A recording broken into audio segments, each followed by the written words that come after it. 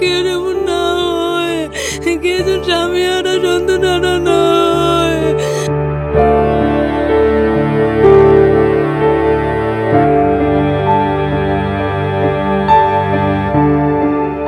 আমার হাজবেন্ড ছাড়া তো আমাদের সংসার কে চালাইব?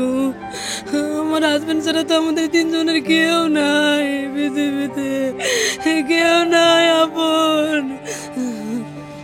যেটা পড়ছেন ওই জিনিসটা যদি সচেতন থাকতো তাহলে আজকে আমার এই কলেজারা দেখতো তো না, আমরা এতে বুঝতাম না।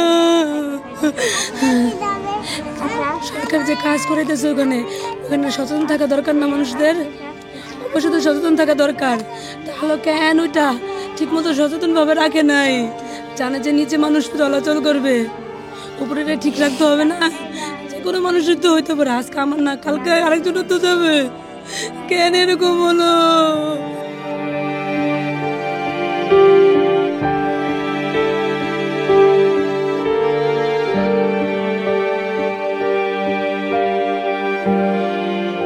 $5 লাখ দিয়ে দায় সারার মতো কোনো কোনো ঘটনা এখানে ঘটে না। একটা মানুষের জীবন কখনো $5 লাখ দাম হতে পারে না।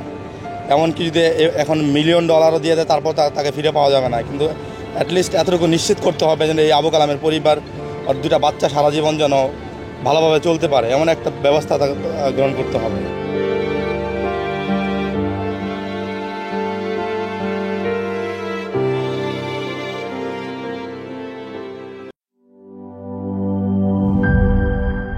বান্ডেল থাকলে প্রতি সেনমানিতে টাকা বাঁচবে।